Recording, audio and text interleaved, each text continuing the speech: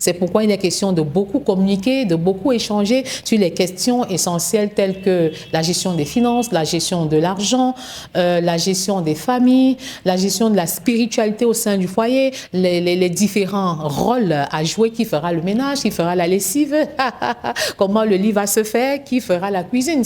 Voilà des choses essentielles sur lesquelles les fiancés peuvent vraiment réfléchir au lieu d'être toujours bras dessous et en train de revendiquer d'être en couple à tout prix et à tous les prix.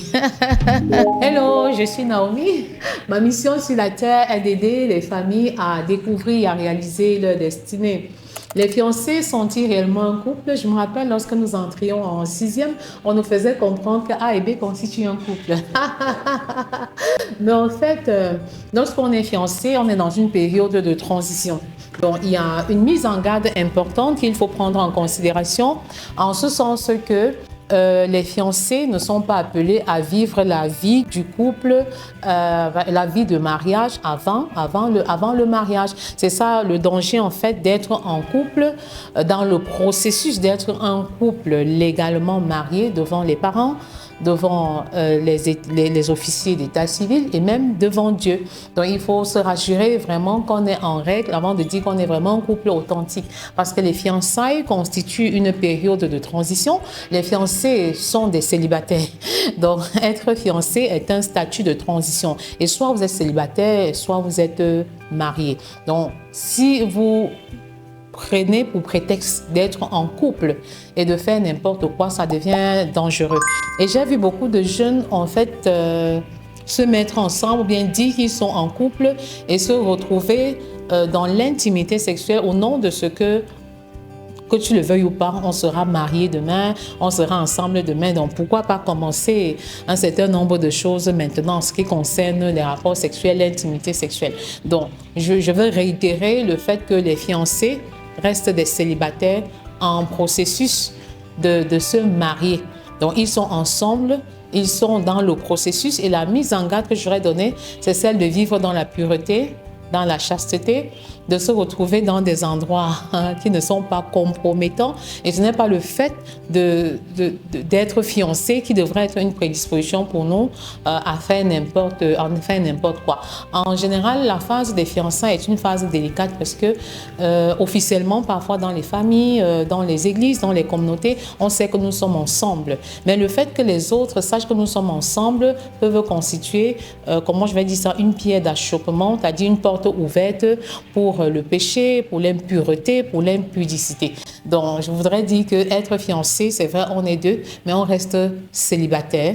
On reste deux personnes adultes et qui voudraient naturellement envisager l'avenir, la relation conjugale, mais qui ne sont pas encore véritablement mariés. Donc, je pense qu'il faut faire la part des choses. Avant le mariage, on n'est pas marié du tout et il est important de ne pas vivre le mariage avant le mariage. Il ne faut pas vivre le mariage dans les fiançailles. Il ne faut pas vivre le mariage dans le célibat parce que les jeunes sont souvent pressés. J'ai vu les jeunes filles aller préparer chez leur fiancé.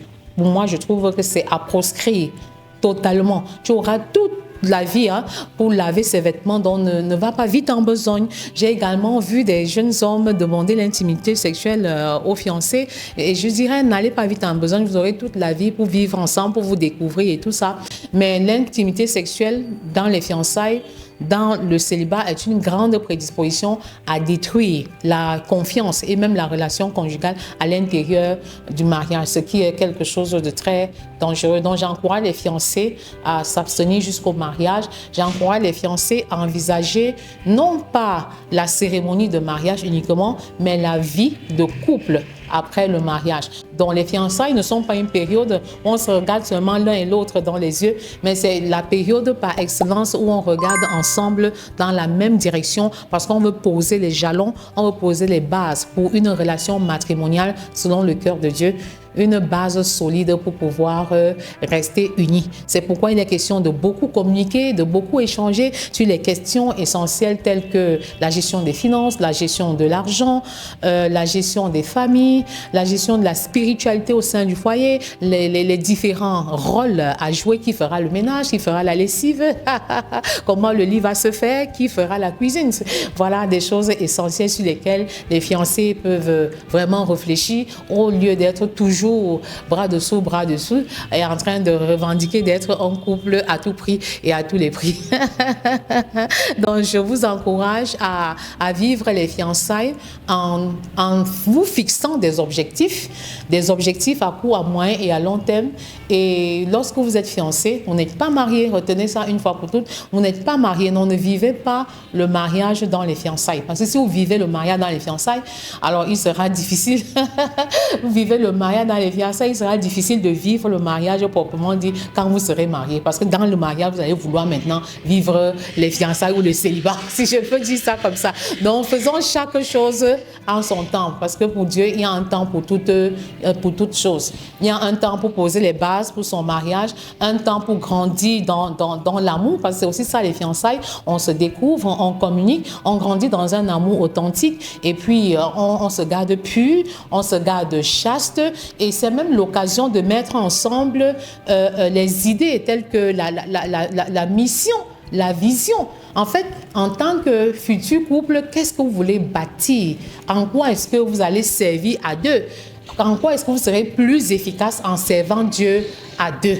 J'encourage les fiancés à vraiment poser des bases pour servir Dieu à deux. Soyez bénis au nom de Jésus. Amen.